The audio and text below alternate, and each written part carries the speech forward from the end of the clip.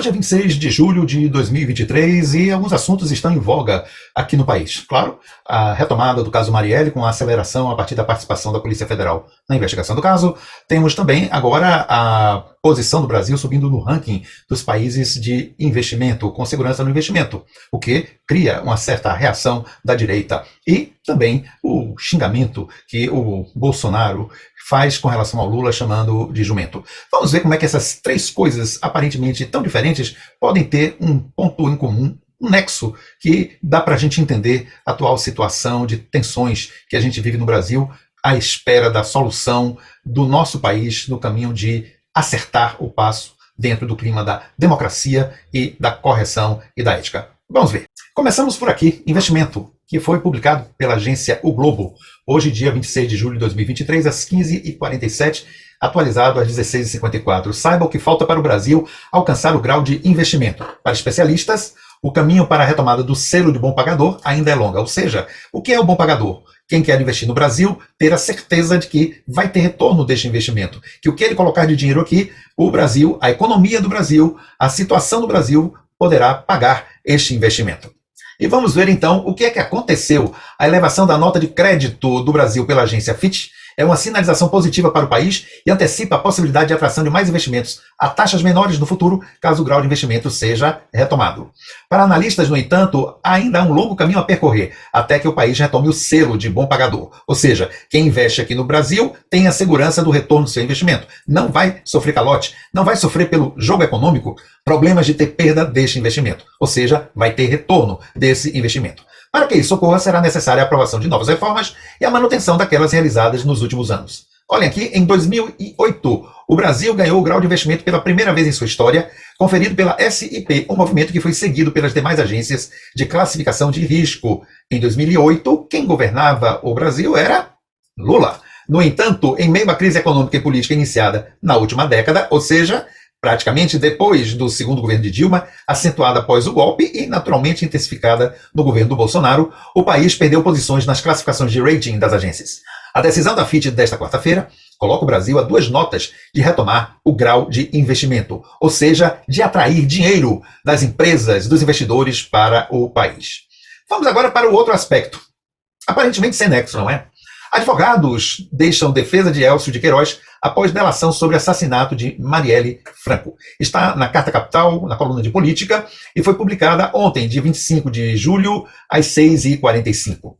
Em nota, a equipe que atendia o ex-PM disse ter sido surpreendida com a colaboração do antigo cliente. Na delação, Elcio confessou participação no crime e deu detalhes sobre a morte da vereadora. Ora, olha aqui a belíssima Marielle, olhando para o futuro com esperanças que foram ceifadas pelo ato bárbaro de que foi vítima. Os advogados que faziam a defesa do ex-policial militar Elcio de Queiroz divulgaram, nesta segunda-feira 24, uma nota informando não atuarem mais no caso após a relação da delação premiada do ex-militar na investigação que apura a morte da vereadora Marielle Franco. O comunicado foi encaminhado pelo escritório Santana e Teles Advogados ao site do UOL. E diz que a defesa não tinha conhecimento da delação premiada firmada pelo militar com a justiça. A colaboração firmada pelo ex-PM, diz o texto, feriu de morte a relação com os defensores. A relação fiduciária estabelecida com o senhor Elcio Vieira de Queiroz foi ferida de morte, rompida de modo unilateral pelo réu, inviabilizando assim a manutenção da defesa técnica, bem como dos poderes que lhe foram outorgados no instrumento mandatário. Então, com esta página do Carta Capital, sobre os advogados que deixam a defesa de Elcio de Queiroz, que faz a delação sobre o assassinato de Marielle Franco, temos um novo conjunto de coisas que estão aí vagando no ar. Estão vagando no ar de que forma? Estão vagando no sentido de que as instituições no país, aí o Ministério da Justiça com Flávio Dino, a intervenção da Polícia Federal que está subordinada a Flávio Dino, intervindo e cooperando na questão que seria aparentemente somente da Polícia do Rio de Janeiro, a Polícia Federal, em menos de 6 meses, restaura a investigação séria do caso Marielle e está avançando para chegar àquilo que é tão importante quanto chegar à conclusão de quem a matou, que é o mandante, já que o próprio Elcio diz que o tempo todo o matador de Marielle dizia que era um caso pessoal. Quem teria esse caso pessoal com Marielle para matá-la? O Rony Lessa, que foi o atirador, foi o matador, segundo o Elcio denunciou, porque estava dirigindo o carro. Ele diz que esse Rony Lessa não confessou quem contratou para matar a Marielle. Ou seja, houve um contato com um outro chamado Macalé, que contratou o serviço deles. Mas só esquece-se que o Rony Lessa é vizinho do Bolsonaro. Na pior das hipóteses, os interesses em torno da morte de Marielle estavam voltados para quem?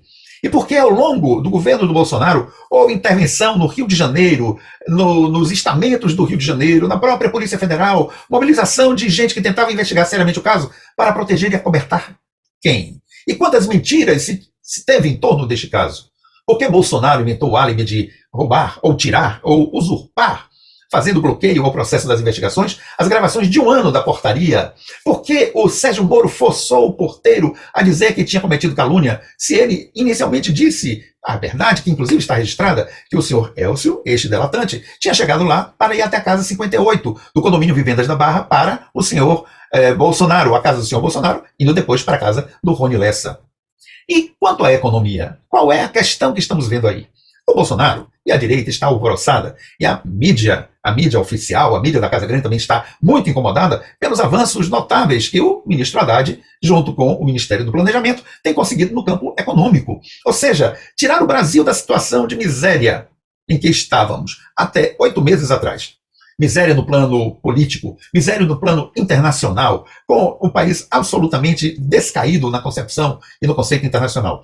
Para chegarmos a um upgrade na avaliação da Fitch, é um grande passo. Por quê? Porque eles avaliam a questão inflacionária, avaliam a questão da estabilidade econômica, avaliam os processos macroeconômicos, e em todos esses aspectos o Brasil, nesses 7 meses, valeu uma gradação positiva, uma avaliação positiva por parte desses avaliadores de investimentos internacionais. Trata-se, portanto, de uma vitória do Haddad, vitória da qual o Bolsonaro tem uma profunda dor de cotovelo.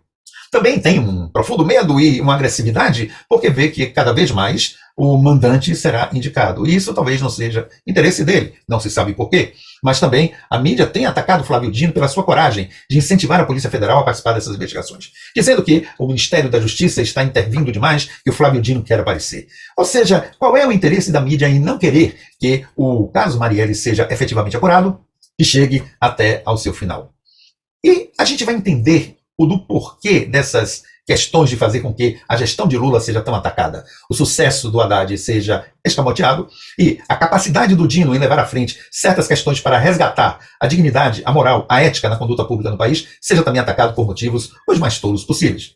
Isso tudo pode estar representado na fala do Bolsonaro, que ainda não conseguiu sair de cena, embora já o devesse, na última participação que ele teve na Câmara de Vereadores de São Paulo, quando participou da posse, ou melhor, da inscrição do Fernando Holliday como um integrante do PL. Vamos ver o que é que ele diz.